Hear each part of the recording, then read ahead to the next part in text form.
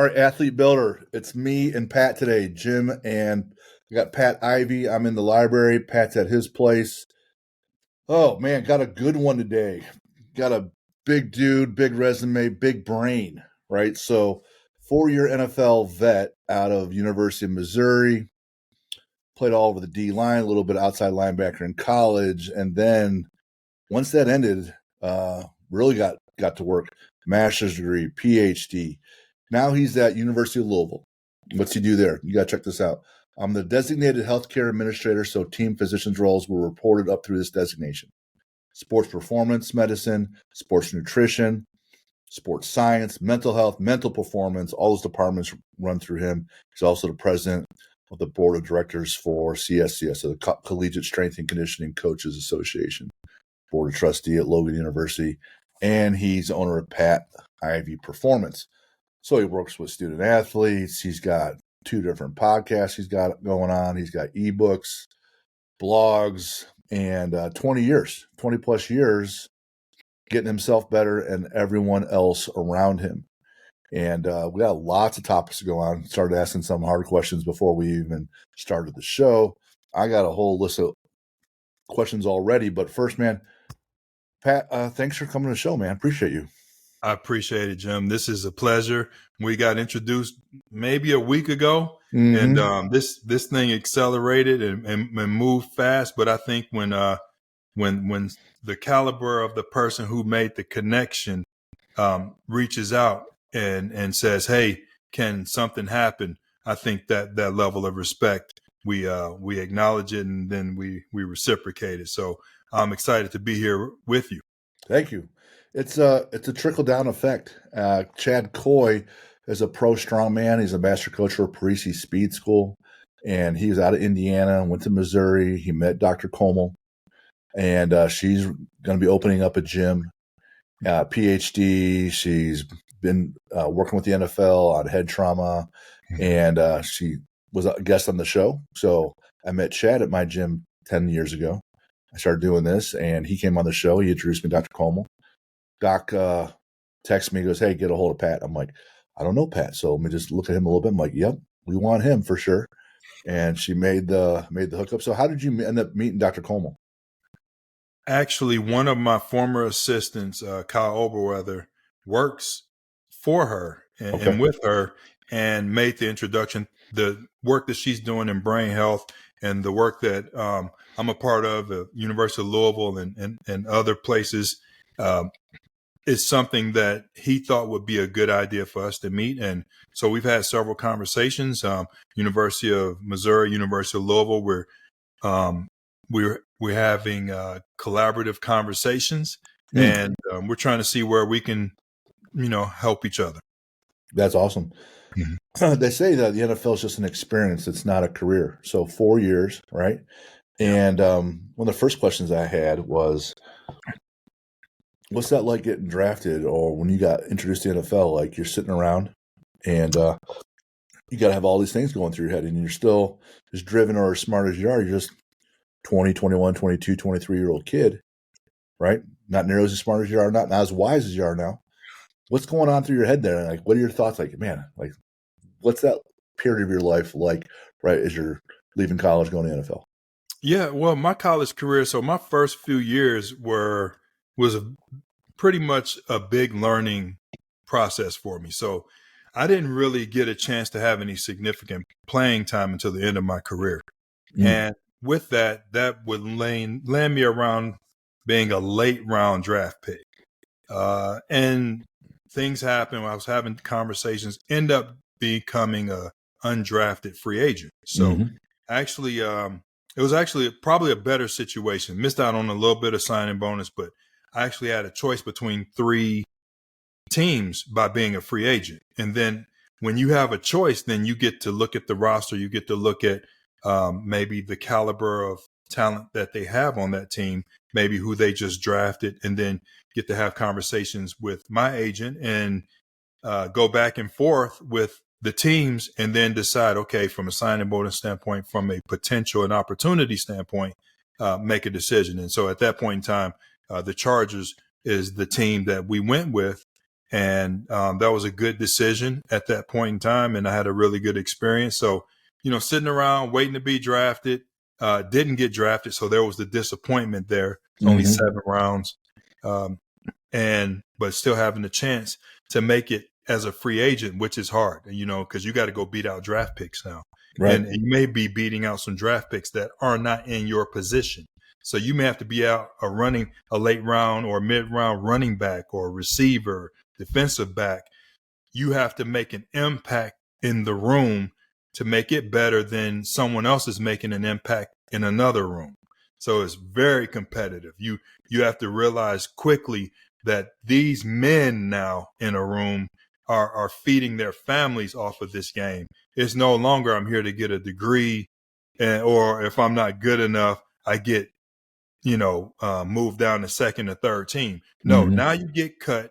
Now you get to make the phone call on the way home to your significant other and let them know that potentially your family, your kids are going to be pulled out of school. You're going to be moving, and life's going to change, and it just changed, and it's beyond your control. So we can keep going down that road, but it was a great experience. I grew a lot. At the same time, it's made me who I am. It's got to be true. You're some of a lot of things, and one is definitely your experiences. Two is the people around you. And when I talk to these kids, because we've had kids that go on to play in college, and they got offers right away.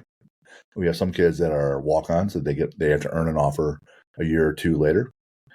And one of the things I tell them is, you versus the other guys in your position group, let's say it's safety.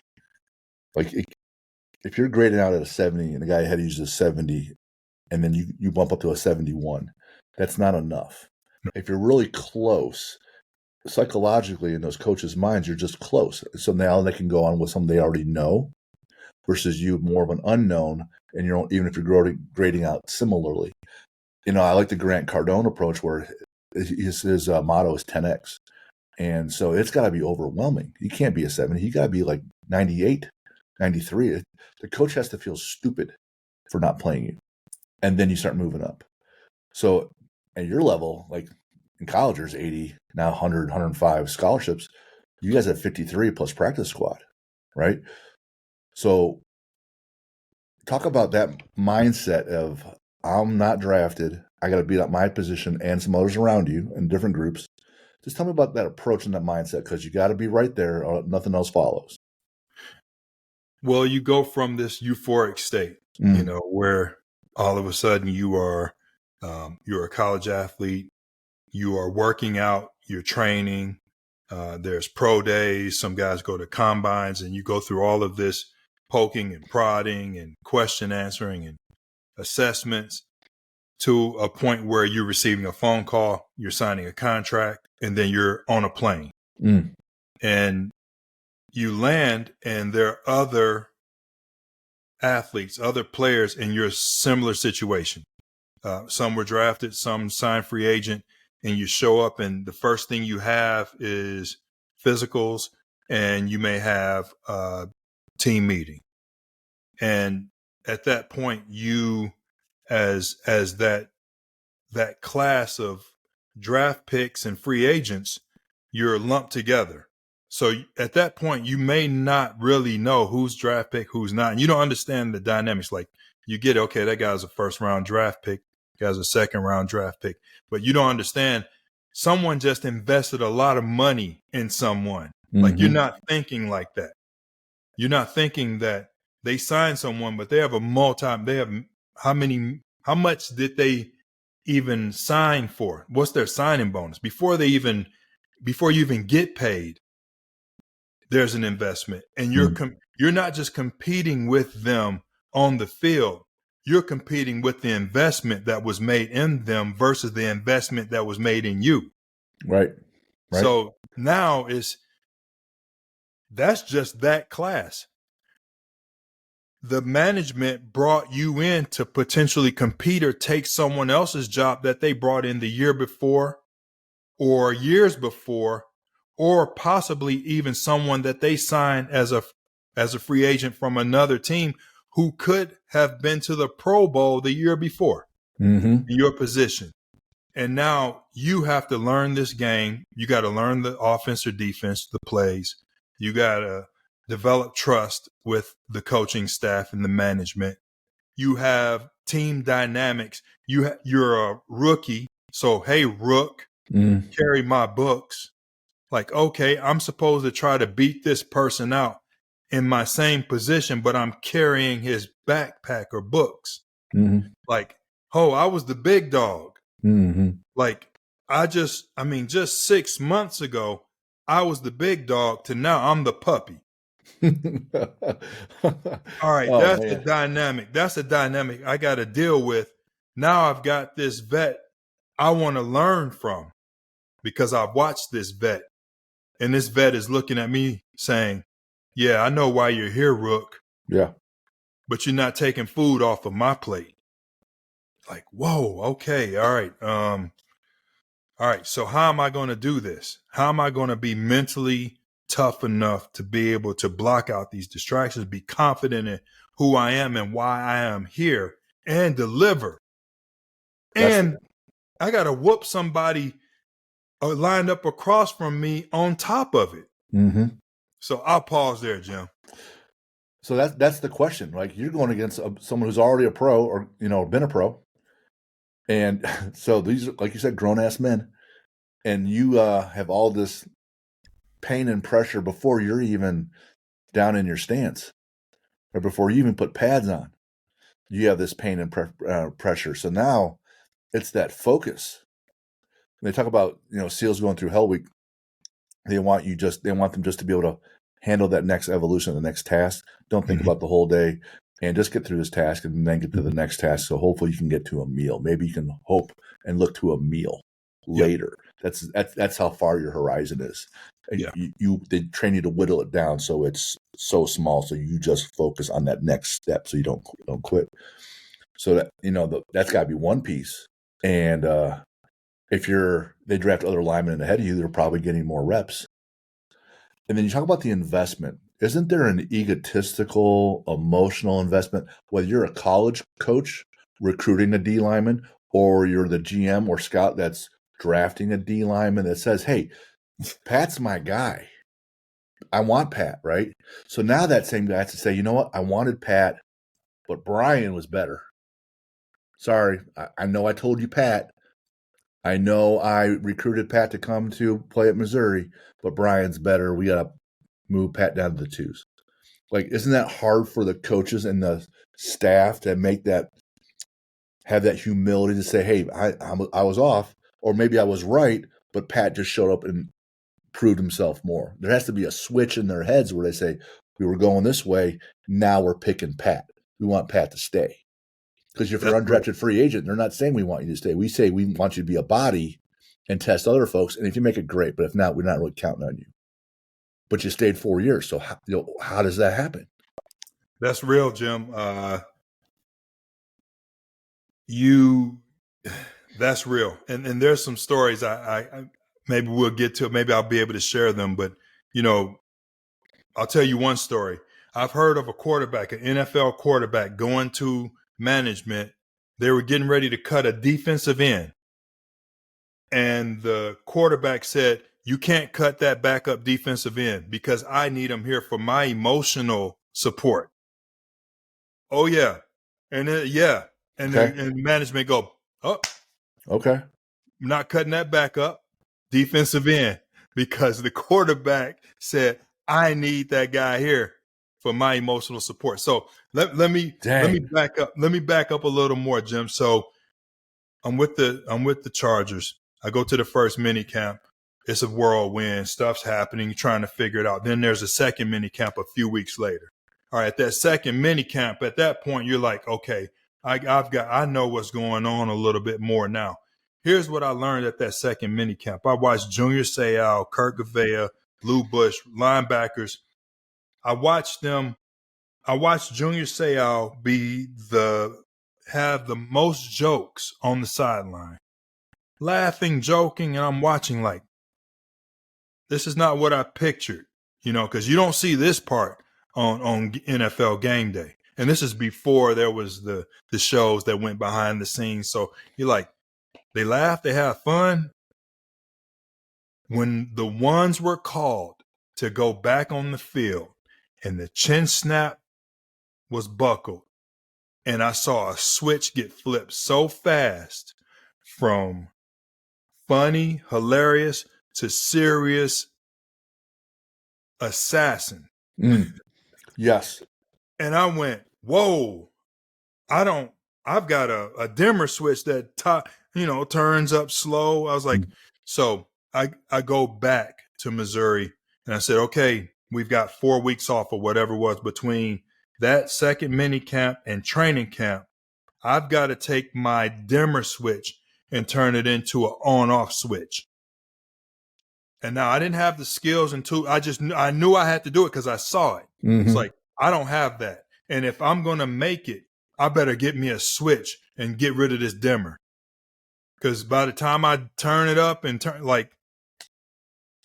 I won't make it here. Too slow. It's too slow. Yeah. And so I think that was getting at what you were asking. Yeah. When they talk about sports or games of inches, and we talk about it all the time, you can see it in everything. And it's the inches on the field, it's the inches all week long. At that pro level, the elite level, the fastball's coming better, the breaking ball's better. The sniper rifle has to, it's life or death. It's in the U.S. Open. You're in the NFL. It's not inches, it's inch. You can't go 3 plays. That's right. Well, they got a first down. I got another, 3 downs to stop them on third down. No, you already wasted 3, and there's a ripple effect, and the defense is getting more tired, and the coach is upset. And so it's an inch. And so when it's first down, it's, intensity equals results. You have to be intense and focused from the get-go. You can't just take some time to warm up. I'll feel out the game and all, because you're at the elite level now. And someone else you said assassin. I watch and I don't know, I'm watching from TV, so you don't know anything from really TV, but I watch the documentaries all the time and say I was hurting people, right? And if you're screwing around or just you're at an 8 and you should be at a 10, not only you're not gonna make a play, you're gonna get hurt bad. And then there's another phone call to the doctor and your wife, right? Would you say that's your welcome to the NFL moment when you saw that switch with Junior, or something else? That had to be it. That is something that I thought I was good at. I thought my dimmer switch was good. I was like, some guys don't have a switch at all. Like, at least I was like, I can turn it up and then I can turn it down. Right. But that was different. Okay. What about back up even a few more years? You're coming out of high school. You're going to play at a big school, Missouri. What was your welcome to college football moment? Or do you remember back then? I know it's been a minute. Oh, wow. That was so much of a culture shock. I came from inner city Detroit, Michigan, to a college town of less than 100,000 people in the middle of the country, in the middle of Missouri. And that alone, I couldn't understand why the banks and stores didn't have plexiglass separating the customers from the workers. So trying to understand that I'm now on a college campus, I'm out of mom and dad's house, and the level of survival skills that I had developed that were really not applicable anymore.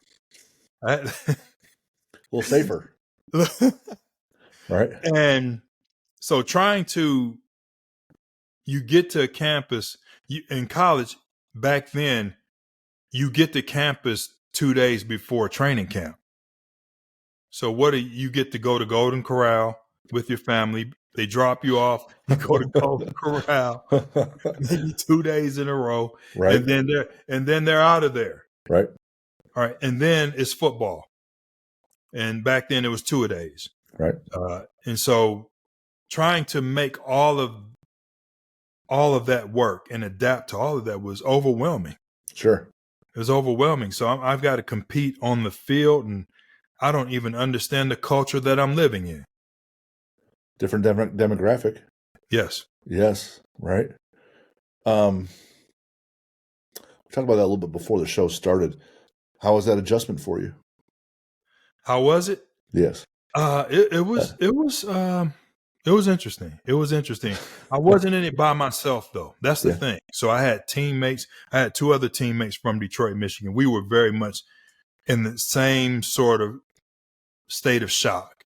And where are we? We're here to play ball, but we were prepared to play ball at that level and make that adjustment because that's what you're working towards.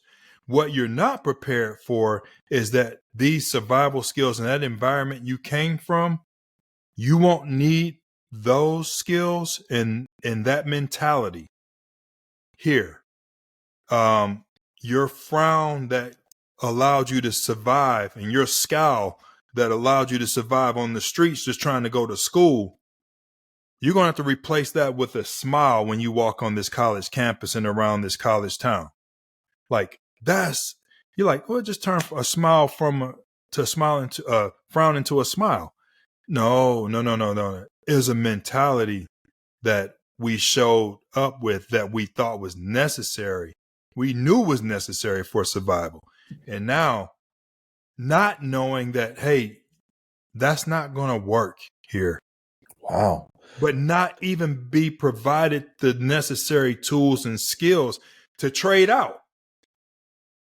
No one probably pulled you aside and said, hey, here's something you need to know. They probably didn't do that because they don't. How do you recognize that? If you're in a physically and mentally challenging environment, let's say Detroit's could be a little challenging environment, right? Yep. That frown just makes you look a little bit more pissed off, and it sets the tone that if you're looking at this person, hey, don't fuck with me, right? And so you already got a little barrier up as a self-defense mechanism. Yep. Right. And then you go to somewhere else where it's not necessary. And they're like, well, that dude's just an asshole. Right. He's always pissed off, man. Fuck him. I don't want to talk to him. Right. Yep. Because they don't know. They don't know what led to that. So when you're in that one environment, that gets ingrained into your identity. Now you're in this new environment and you need a dimmer switch then.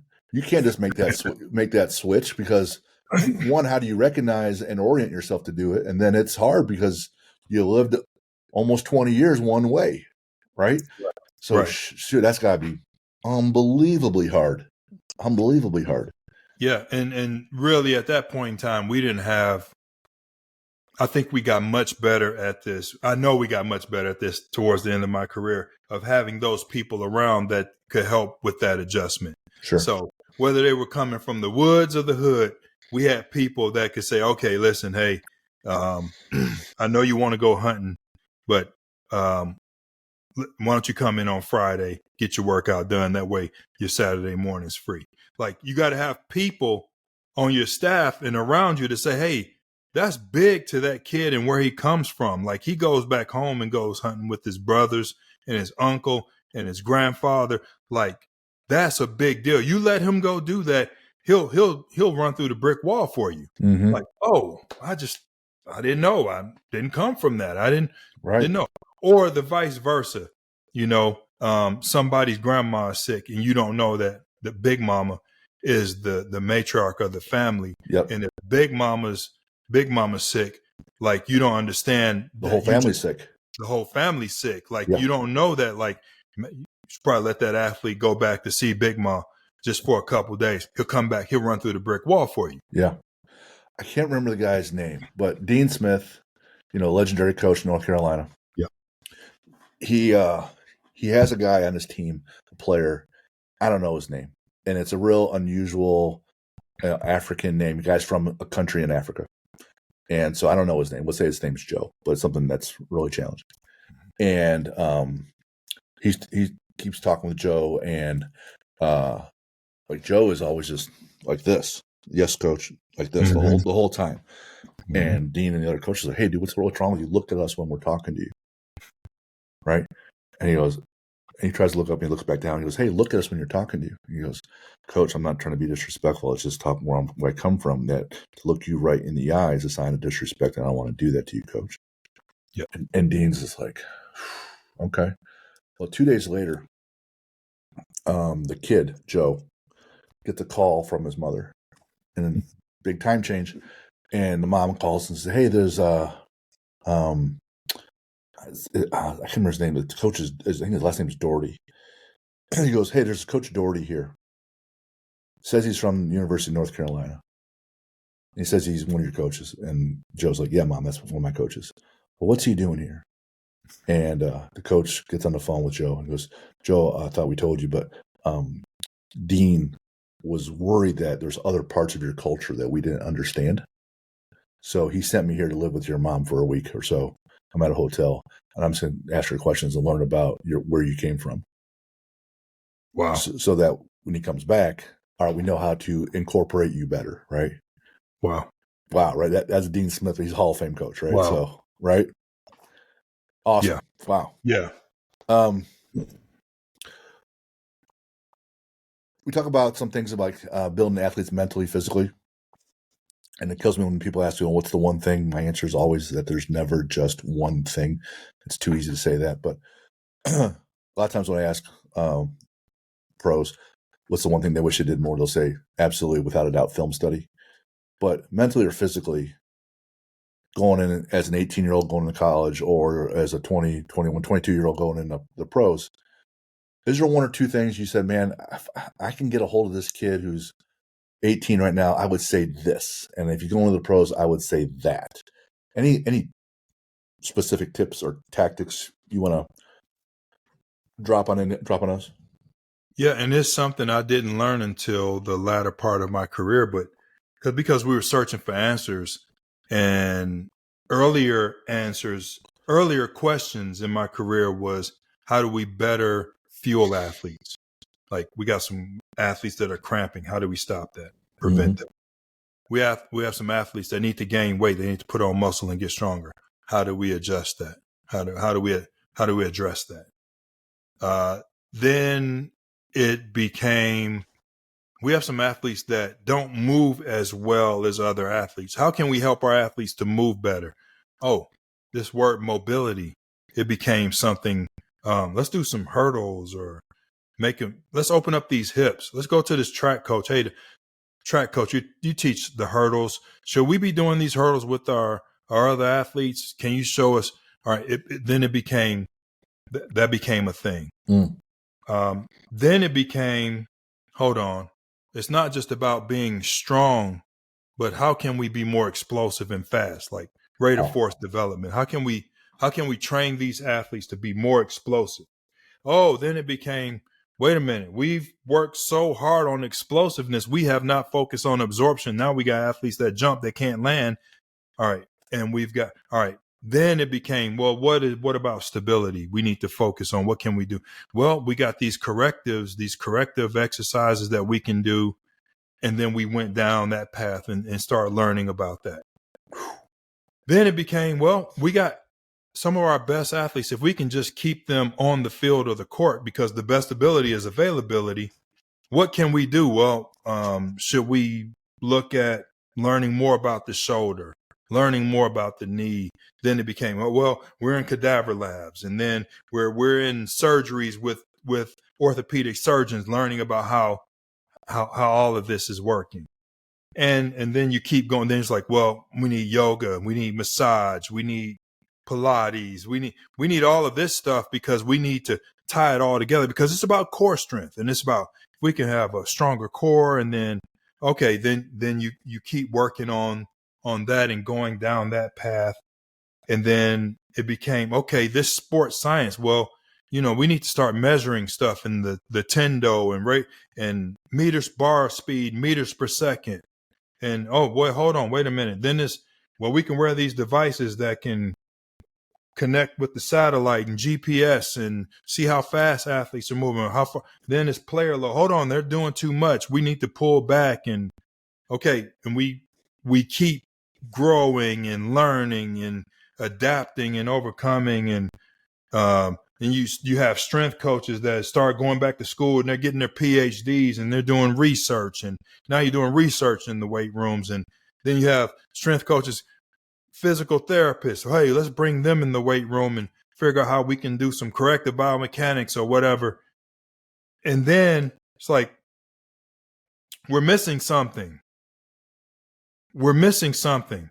I keep hearing coaches yell about focus and mental toughness. And, well, we're running them. They're in shape. What do you mean they're not mentally tough? Like, they can go 4 quarters. They won't ever quit. Then you keep asking questions. And then we got to a point where we realized, okay, those answers might be in a book or a classroom. And it's like, okay, well, you mean you can teach mental skills that apply in sport? Yeah, like the skills of focus. Oh, skills of focus. Focus is a skill. Yeah, it's a choice and a skill. Okay, I want my athletes to be focused. Okay, well, you need to learn the skills and how to teach those skills. And then your athletes can be focused if they apply it. Mm. All right, well, okay, staff meeting. All right, listen, we got to warm up correctly. We got to stretch correctly. We got to do foam rolling. We need to make sure we're doing correctives. We need to make sure that they show up, they take their vitamins. We need to hydrate, make sure they ate breakfast. We need to make sure that we've talked with the trainers and we're working around and we got individualized plans based around their injuries. And okay, good. Now we need to make sure that they're fired up and ready to go and do it rep after rep, play after play. All right, so we got to tie all this together. We got to make this work. So what's the most important aspect of all of this? Well, I think we worked in reverse of how we should have. We finished up with the mind and learning about it. Maybe we should have started there because everything starts with a thought. Yeah. Your thoughts affect your emotions affect your actions affect your results. Like, yeah. So we still have people that still today don't understand or know about the mindset or mentality of teaching mental conditioning, mental performance. We still are yelling and screaming and being frustrated because we don't know how to teach, because we don't understand how people learn. We don't understand the barriers that they have. We don't understand that the things that we're most frustrated by can be taught because we haven't learned how to teach it. Sure. So that's where I would start. Yeah. That's, one, it's overwhelming hearing all that, right? It is. And everything evolves. They say you stand on the shoulders of giants, right? So whoever's really smart back in the day that learned algebra, well, I took algebra 1, 2, and trig, so I'm way smarter than that guy. That dude invented it, so he's pretty sweet. And then it just keeps constantly evolving. Same thing, strength conditioning, English language, whatever. The mindset as well, because it pushes everything. It directs you. It's your identity, it's your core values, etc. Then there's people learning about that, and whether it's your parents with their positives and negatives of growing up, whatever they have, it funnels down to you, and then me to my kids, my positives and negatives of who I am. Same thing with your coaches. The coaches learned one thing, but they didn't learn the others. Well, they're only as good as what they've learned and what they've been around. So their positive and negatives, they're bringing their baggage, their emotional baggage, they're bringing to the table, their biases, right? Yep. They're coming to the table. Well, that's what's feeding into the team. And since we're all imperfect, here we are as a race and as a team. When you bring these people in physically and mentally, at that point you have to triage and prioritize and execute, Jocko would say. So I don't need to be working on a tendon unit on their meters per second if they can't do an air squat, right? If they can't squat 135, who cares about them moving 500 pounds fast? And then mentally, if you can't look in the eye for 2 seconds, they're going to have problems paying attention for 2 minutes. You guys got to bring it all together. And what I try to do and what you try to do is, if you can find what their habit needs to be to help move the needle, and in a week or a month, reassess, and then evolve the habit. And I saw you guys talk a lot here in your resume, which is, outstanding, by the way. Mental toughness, mental health, mental fortitude, focus. What are some processes you guys utilize to take that athlete as a rookie or as a freshman and evolve them to an all-conference level player mentally? What are some things you guys do for that? I think we don't start with the foundation enough on just about anything. But we got to know what the foundation is. And then you got to see if there's a subfloor, if there's something below that foundation. So if I want to make sure my athletes are motivated, what's impacting their motivation? There's so many answers to that question. There's a lot. And so, but if I look at some research, if I look at Maslow's hierarchy of needs, and I look at the basic needs, psychological needs, physiological needs, because I'm trying to have athletes reach self-actualization, meaning they want to be all that they can be, and they can be all that they can be. They reach their potential. So I want people to be able to reach their potential. But we got to go through self-esteem and all of those things. But the foundation says that the basic needs, food, water, shelter, do we start there? Because you go to some places and food insecurity is a real deal. Where that athlete is sleeping, are they sleeping on someone's sofa, in their car? Mm-hmm. Is that being taken care of? You have good clothes and things like that. And you go to some high schools or some colleges, and that is not being taken care of. I had athletes stealing packs of bologna from the grocery store, losing their scholarship because they're hungry for a pack of bologna. Mm. One of my teammates, he was 3 times the player I was. Watched him leave and don't know whatever happened.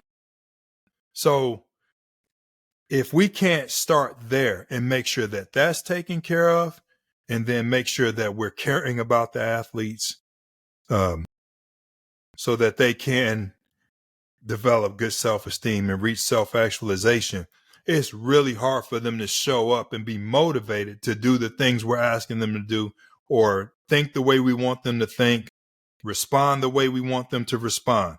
So if they don't have these basic needs, I'm going to have to focus on extrinsic and external motivation constantly to get that athlete to do what I'm asking them to do. That's working towards their goals. Mm-hmm. And for me, that's not the best way to do things, right? I want you to be self-motivated. So I want you to have intrinsic and internal motivation. So what do I need to do to make sure that that's happening? I got to know you. I got to know your background. I got to know how you're living. And I have to know what makes you tick. And then I can give you some external, extrinsic when you need it. But mostly I want you to have what you need to get yourself going, so you can look at your teammates and go, we got us. I got me, you got you, we got us. That intrinsic piece, that identity piece, that's more powerful, and it's more sustainable long-term. The extrinsic piece is just temporary. Hey, that girl's in the stands looking at me play, right? Versus, I'm doing this for my whole family. I'm doing this for my faith. I'm doing this for the guys next to me and my teammate, right? That's power, right? Right. In the Marines, their unit is everything. Mm-hmm. Right? Their unit is that's it, right? God's after the unit. Yeah. So the external stuff is fleeting. It's like some pre-workout. It helps for a little bit, but it's not what keeps you going. Right. Once you go to the NFL, all I know is what I see on TV, right? So they have the combine, and now you're just this piece of cattle, and here's the weight and the speed of this piece of cattle, right? This livestock, but that mindset is key because it pushes you. How much do those teams put weight on the mental piece? Hey, this person's strong background, self motivated, he humble, coachable. So he takes all the pieces where he's making mistakes and adjusts quickly. Ego's put off the side. None of that baggage, so that he can then focus and then let the kid play, right? Let him go, let him run. He can. If I'm upset and I'm trying to play, parents are screaming at me or girl broke up with me. If I'm upset and I can't help myself self-soothe, then I can't focus. I'm playing slow. My head's somewhere else, right? Mm-hmm. Well, it looks like all the teams ever care about is the physical numbers, and then not the mental piece. But isn't the mental piece what pushes everybody? Like Tom Brady's physical numbers were dog shit, but he's so driven that he just kept going, right? Kept evolving, right? Right. What's the reality there? A little both, not a little both. You at the highest level, you got to have everything, and you got to be working on your weaknesses, but if you don't have it mentally, no amount of physical ability is going to save you. You have to have it mentally. You have to have the skills, the mental skills, or you won't last. And I can tell you something I had that was good enough to help me get there, but not stay like I wanted to stay. And I was trying to prove some people wrong. Like some people that doubted me, some people that said the wrong thing to piss me off or whatever. And then I made it. And then all of a sudden, where was my motivation beyond that? So when I became a coach, I made sure that the athletes I was coaching, hey, it's not good enough, excuse me, to make it, to get there. I want to get to the NFL or wherever, NBA. You want to make it in that profession. So what does it take for that? Because that just getting there, really, if you just follow the program and you're here, you're a Division I athlete, you're going to have a shot. Now, you want to make it because you need to start framing your mind for that right now. There's a difference.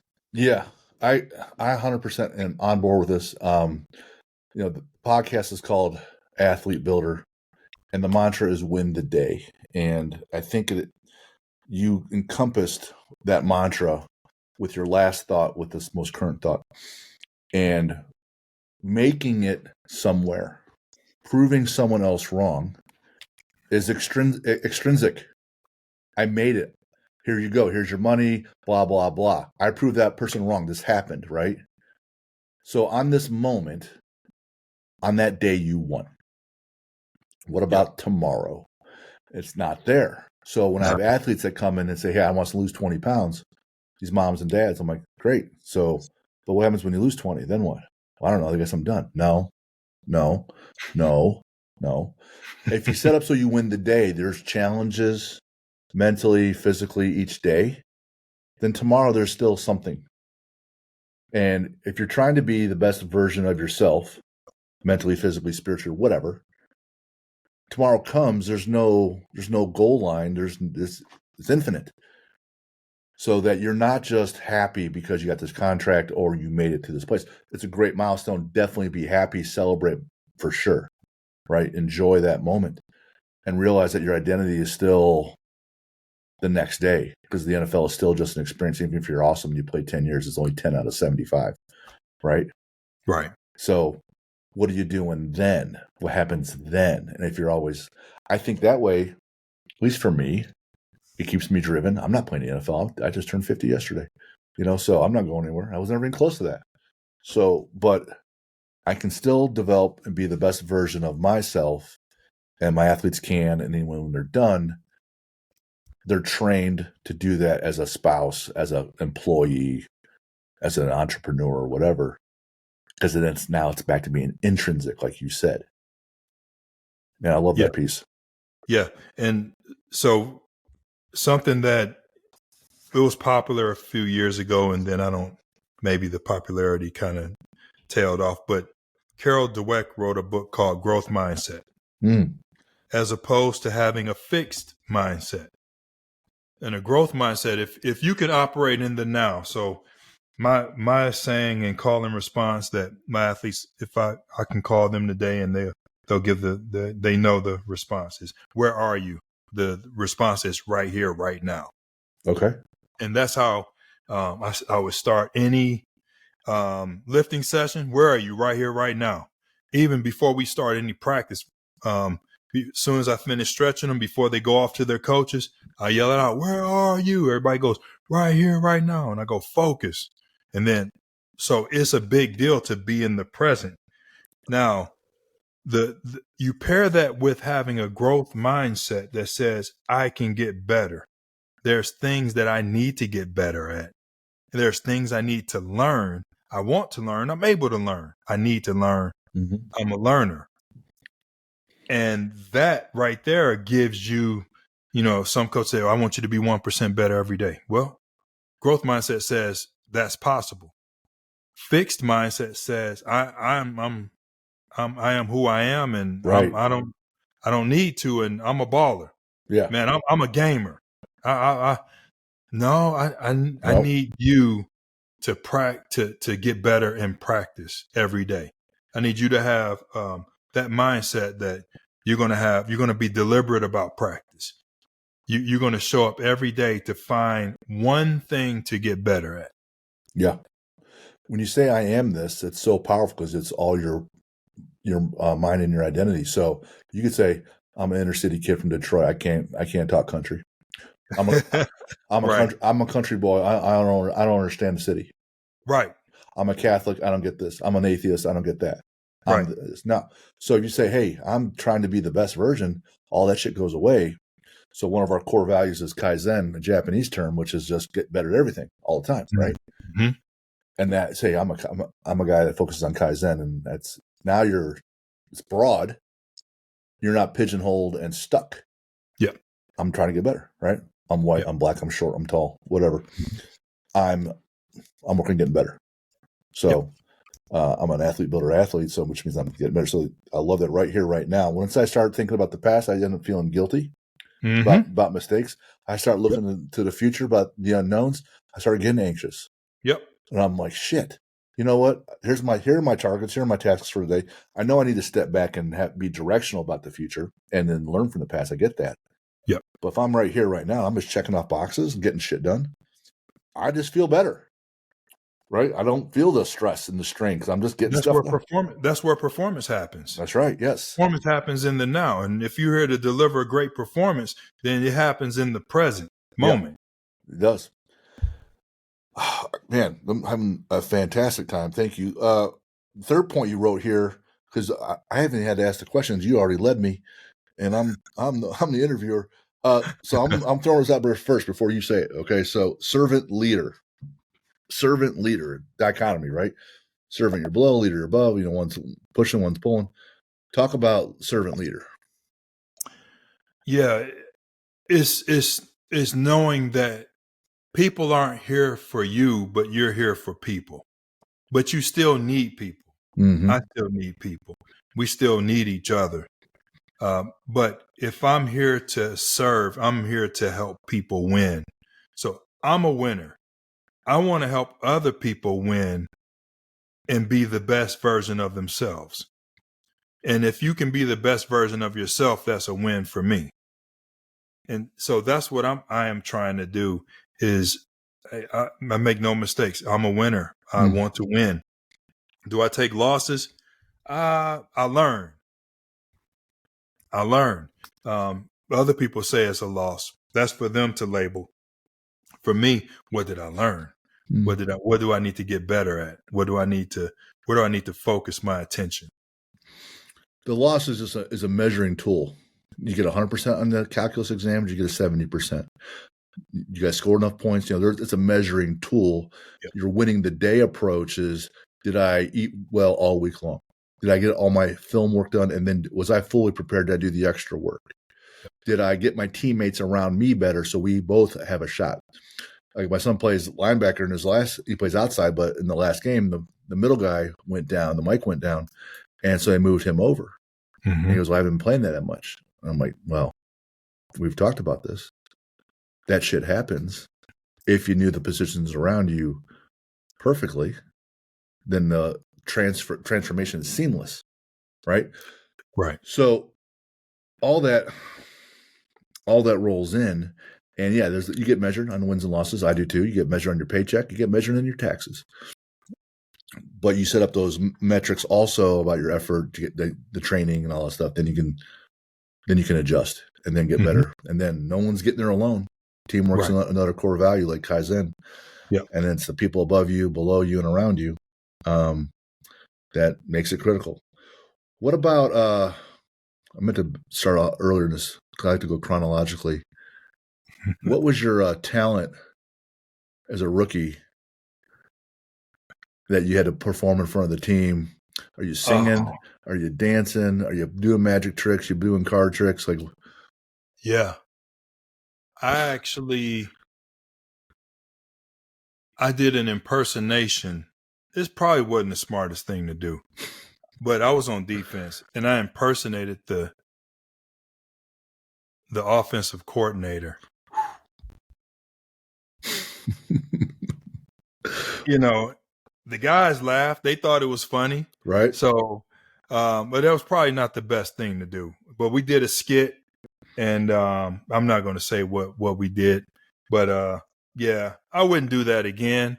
I would do something different. Like, it's probably not the best thing to do is to make fun of your coaches when you're a rookie free agent. Like that's not the best thing. I don't know if you watch Hard Knocks, but like one of the earliest ones is the Ravens. Yeah. And that guy comes in there acting like he is Shannon Sharp. You know, if you've seen that, he's screaming for Ray and for Goose, for Saragusa. Yeah.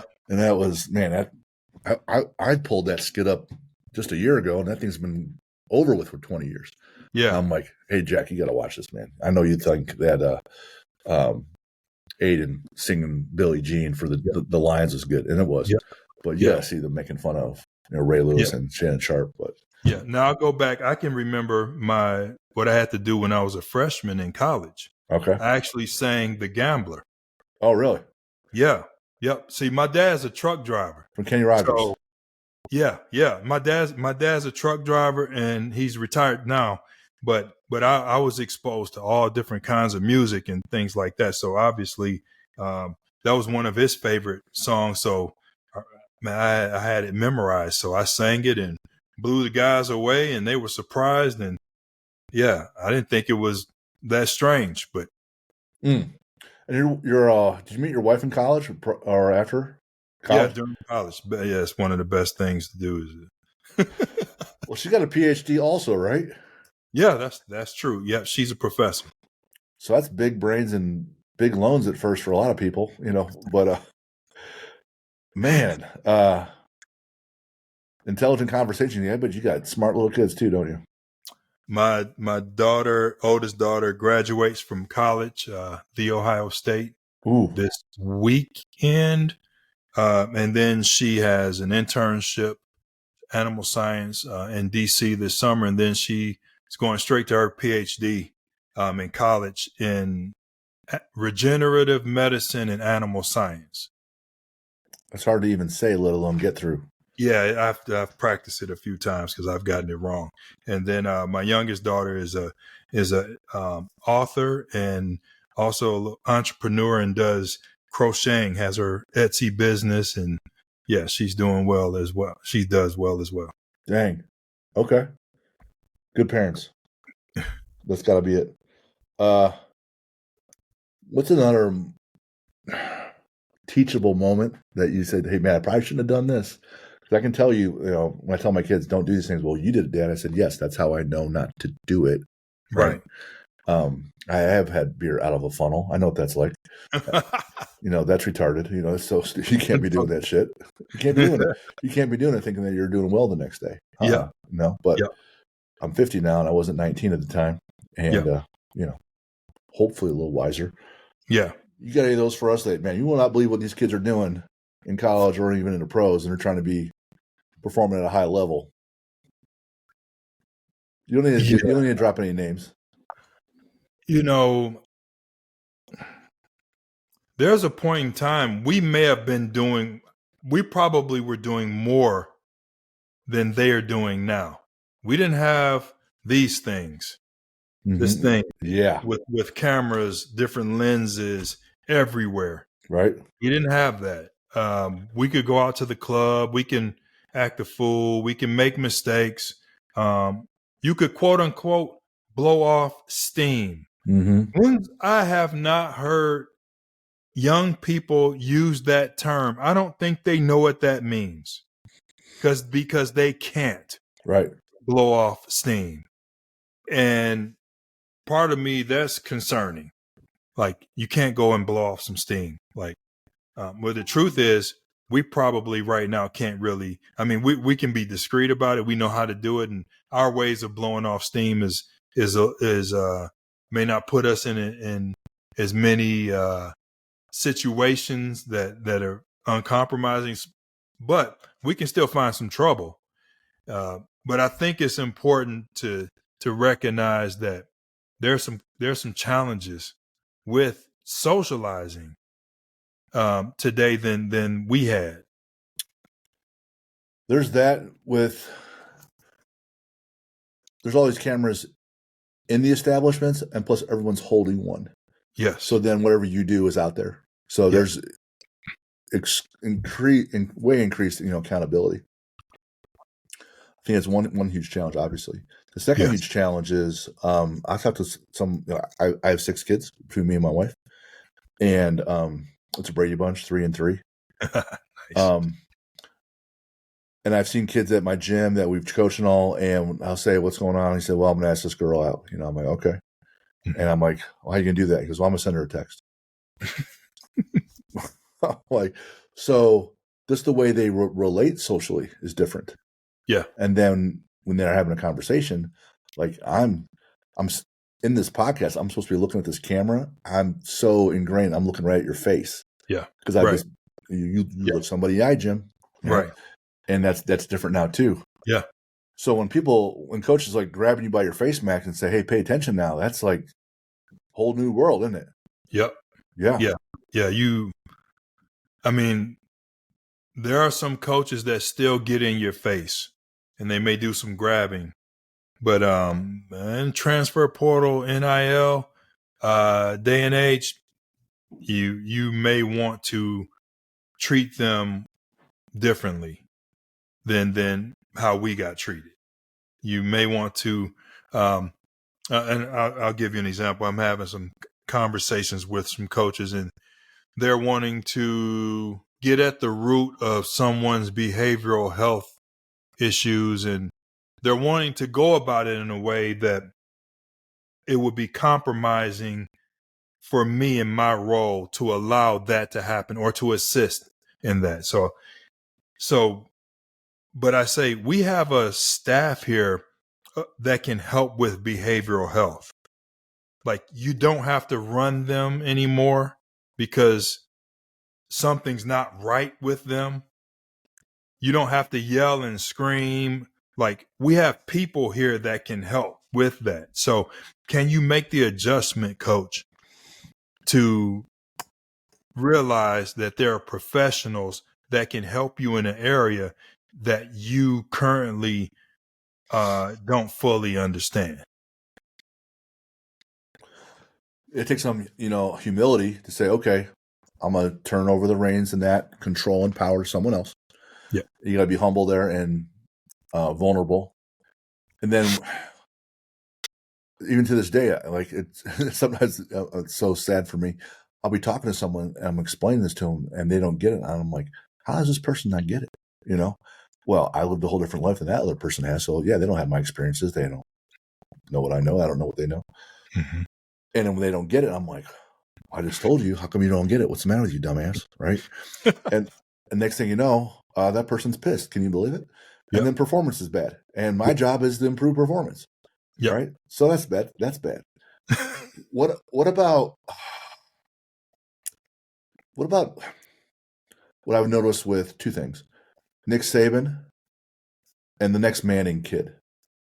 Nick Saban's like, well, I can't develop kids anymore. I can't, it was a transfer portal. I got to play right now or I'm gone. How much money, how much you pay me next year? And his whole identity has been ingrained for 80 years. Like he's gone things about a certain way. For him to adapt and evolve and change, it's going to be monumental, right? Then the next Manning kid at Texas, he's a backup. And what I've heard from TV, right? What do you know from TV, right? You don't know shit. Hey, we're cool with him waiting and learning and spending all his time because you need to develop. Mm-hmm. I mean, no one's given any rookie quarterback in the NFL the Peyton Manning level of interceptions his rookie year, where he set the record.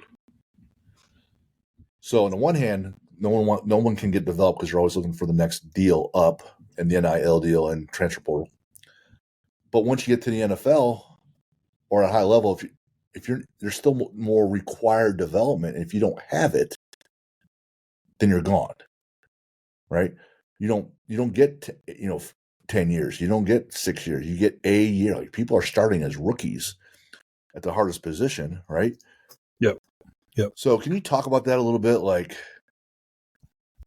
how do you keep a whole team together? Like at the smaller schools, they're bringing in 40, 50 a year, 20 to 24 in your recruiting class, and then 20 to 24 in the portal. That's half a team. And then the better schools, there's still turnover there because some people aren't playing so early, but there are also some people trading up.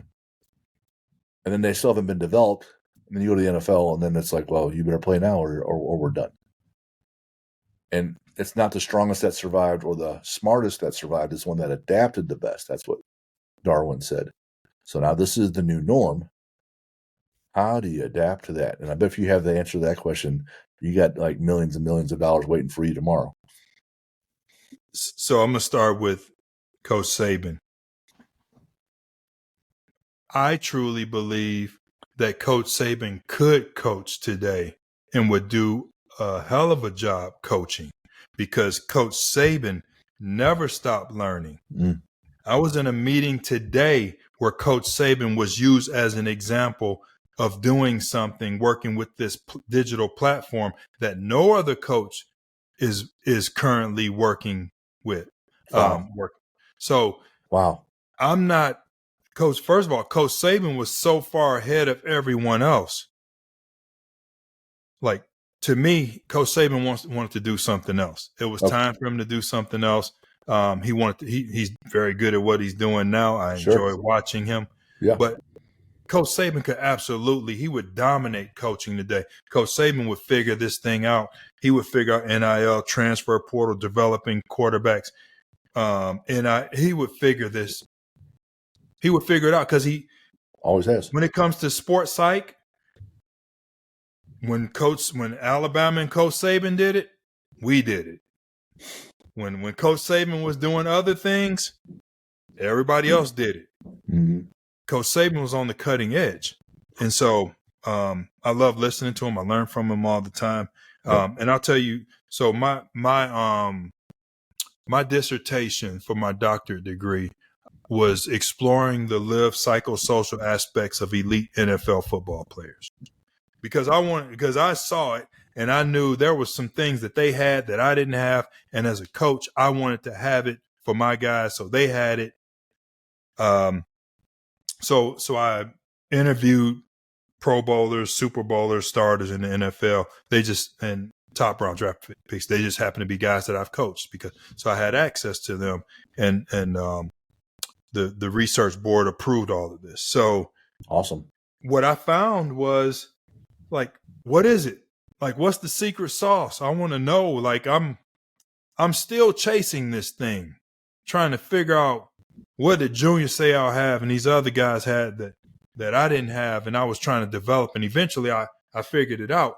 But the big finding, the big overarching thing was that the best of the best do it for the names on the back of their jerseys. They do it for the name on the back. So if you're a Smith, you're a BB or an Ivy, whether it's your company, whether it's your family, whether it's your jersey, you're doing it for that, like the best of the best. That's why they're doing it. Yeah. Like that's what's driving that intrinsic motivation, that self-determination, like all of that. Yes. I'm like, oh, okay.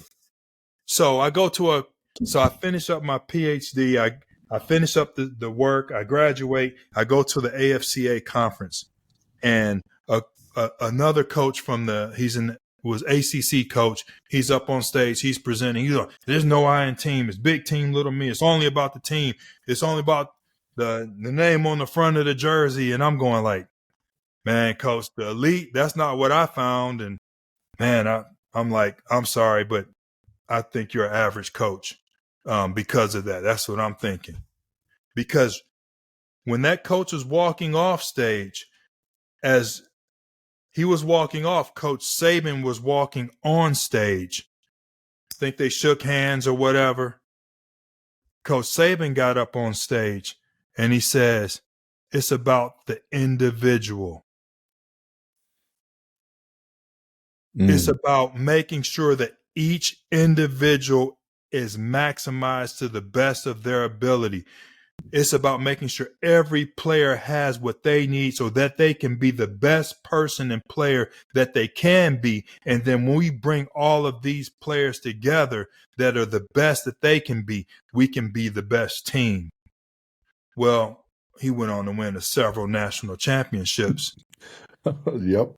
And so for me, I think if Nick Saban thought like that then, that was 2014, like January 2014, I heard that presentation. He was thinking like that 10 years ago. No other coach, you wouldn't hear any other coach saying. It was the opposite of what all other coaches were saying. It was big team, little me. It was, no, it ain't about you. It's about the team. All right. And then like, you need to get your job done. It's like, what a hypocrite. Right.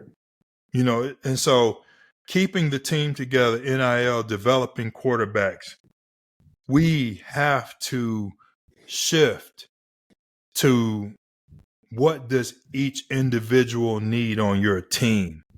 How can you get them the resources they need to maximize, to self-actualize who they are as a person, as a player, so that when they show up to your locker room and on your field, they're the most complete person that they can be. They have the resources, they've got answers, they got the right motivations.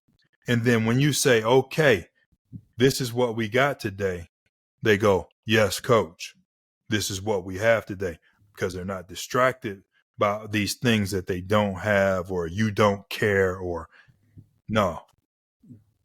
My coach cares, my coach is aware, and this is an environment that when practice is over, they're going to care about me. That whole Maslow or the hierarchy of needs, love and abandonment, right? The opposite. That's at the top, right? No one wants to be alone and abandoned like that. That coach doesn't care about me. My spouse doesn't care about me. My friends don't care about me. I'll be by myself, alone. That's like deathly afraid. People are deathly afraid of that. And all right, I got someone here. I'm okay. I'm safe. Right? I can do this. Yeah. Now I also got someone that believes in me. I'm getting results. Now the confidence goes up big time because you had some really great reps now, emotional reps, physical reps. And then you see people go beyond their potential, right? That's that magic piece at the end there. Now, it's easier for me to sit there and say, all right, guys, we're all squatting today. Everybody, you need to have 1.2 grams of protein per pound of lean mass. Everyone needs this, right? Here's the rule, right? You must have 1 gallon of water, whatever. It's harder, and if you don't, and when you're a smaller team or city or whatever, you have less resources, so you don't have someone tailoring things as much to the needs of each individual. So that makes it hard. Like the Ohio States of the world got gazillions of dollars for their resources, right? The Kent states of the world have less, but that's still as best as you can. And show me a different industry, right? You want to have a great financial team at the bank. Work with those people individually and maximize their potential. It's not different. No. It just takes more labor, right? Yep. You have to be intentional. Yes. All right. Faster. Yes. Faster. All right. That's an acronym you got here. Yeah. It's well, we had to come up with something that we could remember without always looking at our notes. Right. You're a coach and you got to keep looking at your notes. Sure. Like, and you want us to remember this? Like, so acronyms are great ways to remember things. And so we're like, well, what's a good acronym? And it's like, I want to come up with one that's like faster. Like, we want to be faster. What does it take to be faster? And it was like, how do we tie in everything that we want them to do from a nutritional aspect into this? Okay. And so it took us a while to come up with it. And so F, and it's not written in front, it's ingrained. It's been ingrained for years. F, fruits and vegetables. Okay. Right. Fill up with fruits and vegetables. A, always hydrate.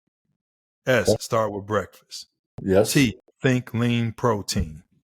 Ooh. E, Right. eat often. Okay. R, rest and recover. Okay. Repeat. All right. The best processes are simple and repeatable, right? Yep. Those are things that no one's going to say, don't be hydrated. That's why you're cramping. That's why you're cramping. You see it always in those first couple games down south in the heat. People are cramping. Yep. Trainers are running out there stretching legs. Yep. Okay. I'm going to have to have you email me that again because I didn't write it all down fast enough. Oh, let's run it back because there's people listening right now. I'm going to run it back. Fruit and vegetables. Yeah. Fruits and vegetables. A, always hydrate. All right. S, start with breakfast. Breaking your fast. Like, you're talking about grits and eggs and shrimp and grit. No, just breaking your fast. Whatever it is for you. It might be yogurt. Maybe you got a 6 a.m. lift. You don't want to. Maybe it's a banana. You break your fast. Okay. All right. T, think lean protein. Because just thinking protein wasn't good enough. We got to think lean protein. Okay. All right. E, eat often. So you don't want to just have one. You're an athlete. These are athletes. You don't want to just have one big meal. Your metabolism moving slow. No. Yep. Eat often. R, rest, recover. And then I just threw an extra one in there. Repeat. Rest, recover, repeat. Got it. Perfect. Love it. Yeah. What are your plans going forward? I know you're like entrepreneurial. You're also academic, right? Those are two different. I'm confused. I don't know what I want to do when I grow up. All right. I don't know. I'm enjoying what I'm doing, very much so. Recently received a promotion that'll be, I don't know when this podcast comes out, so it'll be announced at some point soon. Okay. And I'm growing, I'm learning. Every day is challenging. It's fun. I'm pushing the envelope with the people I oversee and work with, trying to be the best servant leader I can for them. I remember the most frustrating aspects of my job when I was a strength and conditioning coach was a lot of the administrative processes. Just like, why do we have to go through so many hoops? Like, if I need to make a decision in the weight room as a strength coach, I just do it. And now it takes what I want to get done in a day, I got to get done in a week administratively. And that's true. Like, what I want to get done in a day is going to take me a week as an administrator. What I want to get done in a week is going to take me a month. What I want to get done in a month is going to take me a year. And if it's something that's bigger than that, I'm like, I'd like to do it before I retire. Like as an administrator, that's how, because you're moving bigger. The cargo you're moving as an administrator is bigger, is heavier, is there's a lot more going on. Not as nimble as just coaching. Right. And I think that's something I've learned. And so for me, what's next? I mean, I'm fascinated by entrepreneurship. It's tough though when I've been institutionalized for so long, working in higher education. But it's still fun to try to pursue it. Yeah. You work mostly with football athletes or lots of different sports? All sports. All sports. Yeah. Let me ask you this question. I'm working with a few girls, and they're on a collegiate rowing team, the crew team. And force is still mass times acceleration. No getting around it. Yep. And they're exerting force on that oar in that water to propel that boat as fast as possible. And the main method of training outside of the boat is just more time on and in the boat. And it's not lifting. Mm-hmm. And I said, well, there's a force component. Like if you're a certain weight and I'm more forceful than you, I'm gonna win as long as I don't gas out. So if I have the same cardio as you and I can feel more powerful in that pull, like the boat's moving faster, right? And it's like, yeah. I said, well, how come you guys don't lift at all? And they're like, we're told just to row more. I see you shaking your head. Yeah, the first article I ever wrote was a rowing article. I did not want to write a rowing article. Okay. But that was the only way that I was going to get published. It was in an NSCA journal, 2003 or 2004. So we're going back 20 years. Wow. And I wrote it with my graduate assistant. And I learned a lot because I had never worked with rowing. So I had to do my research and Yeah. Have conversations with the coaches and read. And you learn that when you are rowing, that you have to spend the off season balancing up because you're generally working one side of your body in a certain repetitive motion. Mm-hmm. And that creates imbalance in your body. And if you are unbalanced and you keep repeating that same movement, then the chances of injury, right, is higher. So how do you balance up? If coach can say, well, we're going to have them row on the opposite side, that's better than just continuing to row on the same side. Sure. But you have to do some sort of strength training, resistance training to build up that base of strength so you can apply it, and there's more power. And then, of course, lever arms play a role as well. So, someone that's 5'2" probably is not going to be as good a rower as someone that's 6'2". That's right. But a 6'2" coxswain is not going to be good as probably a 5'2" coxswain. That's right. Yeah. At the bank, we gave out books every year as gifts because you can only give out certain things. So it's a really regulated industry. And one year, the book is called The Last Amateurs, and it's a book on rowing. And it's the boat race. It's Oxford versus Cambridge, which some people look at that as elite to the Olympics. It's more, important to win that race than the Olympics sometimes. Some people will leave Stanford and they'll go to row for Cambridge and then skip the Olympics because they want to win this race. And so that there's what always got me in this sport was how long those people were in pain. The football's in pain for 4 to 6 seconds over and over again, right? Right. These people are in tremendous pain. It's a full sprint for that 2,000 meters or whatever the race is, but usually it's around there, sometimes 3. and they are just in so much pain because they're getting, their lungs are on fire, their legs are on fire, everything's on fire for so long. Like the 400-meter race, which is really painful, but now it's longer, Mm-hmm. Right. right? And I was just blown away. And I watched the Boys in the Boat movie this last year. It just came out about that rowing team out of I think it was Berkeley, California, and they're calling out, the coxswain's calling out 42, 44. That's that strokes per minute. Mm-hmm. And having a gym, and we have rowers and erg machines. 44, and my heart is in my ear. Like it's so bad at a 44 stroke a minute, and they're pulling so hard. I'm like, oh my God, just the level of pain there. Yeah. You still lift? You still train, Pat? I do. I train pretty regularly. I actually had a really bad motorcycle accident 8.5 weeks ago. So I'm having to do a lot of rehab. I'm in physical therapy, but I was able to. I've been able to squat for the last couple of weeks, so I'm getting back to where I was. But I train pretty regularly. I have a gym here at my house, and I usually lift 5 days a week, probably. What do you like to listen to when you train? Is it still, the Rambler or the Gambler and different music, or is it quiet?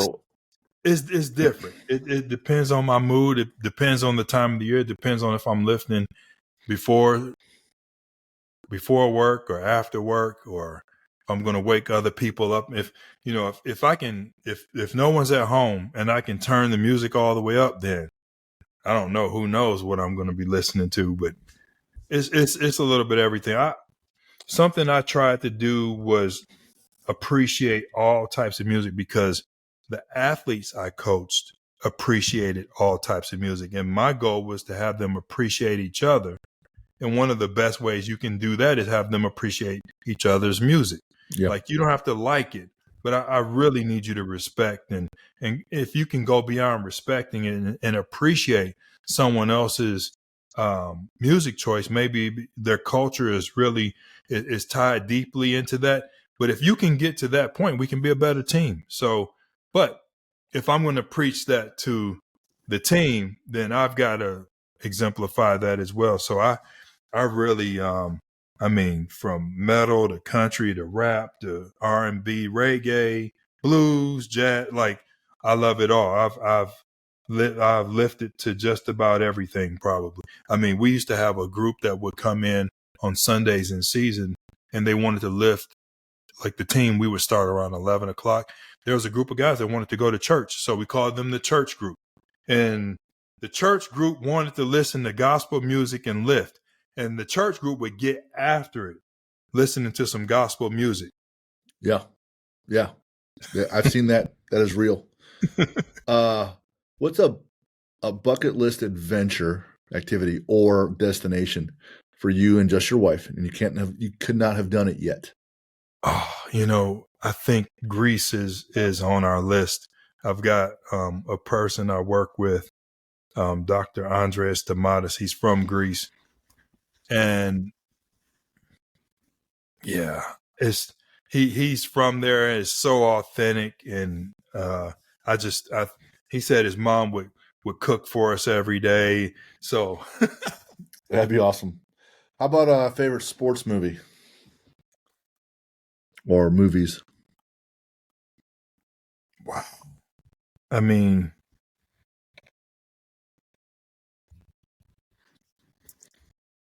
lot of them. Right. The one that sticks in my mind that's kind of problematic for me right now is The Blind Side, because of the stories that came out after the movie. But I think that was a good movie. It's a shameless plug. So this is the second book I published recently, and I'm one of 30. I'm one of 30 authors. It's a collaboration. The publisher liked what I did in the first book, so they asked me to do the second book. And Quentin Aaron, right? Quentin Aaron's From the Shadows to the Spotlight. That's his chapter, My Journey to the Blind Side. So he's the actor in the film. Wow. And if you read his story in here, right, because the story's all about it's called Triumphs of Transformation. It's about resilience. And he's an actor. He's a big boy, man, 6'8", 440. When I talked to him a few weeks ago, and he and his brother were getting evicted from their apartment that week when he landed that role with The Blind Side, and he came through and he got paid. Wow. Right, he was out, and despondent. Wow. But he ended up landing that job, and then he kept continuing to land other small and medium-sized jobs, and that was a big one, right? So, that story's in there. It was pretty neat. That's cool. That's cool. It's neat dude. Big dude, man. Dang. Yeah. You got any favorite sport to watch? Football. Come on. All right. Favorite athlete? Current or anyone? All time. See, I like watching football too, but my favorite athlete isn't in football. Yeah. I'm at University of Louisville, so I love watching Lamar Jackson. Okay. I absolutely love watching him play. But back in the day, my favorite athlete was Lawrence Taylor. Oh wow. That was my wrecking people. I used to study Lawrence Taylor. I used to watch the VHS tapes. I couldn't get enough of Lawrence Taylor. I had number 56 and at one point, and then I couldn't. Anyway, I love Lawrence Taylor. Yeah. I remember him on Cover Sports Illustrated a number of times. I remember Player of the Year. Yep. Outstanding. Favorite book? Probably, it's hard to beat Purpose-Driven Life. That was a strong book. I read Bobby Bowden's book. I can't remember the name of it, but I just read them at a critical time when I was right before I was a director, my first director job. And then there was a book called Jesus CEO. Those books, I read those 3 books right before I became a director, and that really just helped me to have a good foundation of the type of coach I wanted to be. Good. I like that. I haven't heard those 3 yet on the show yet, and you can tell from the books behind us.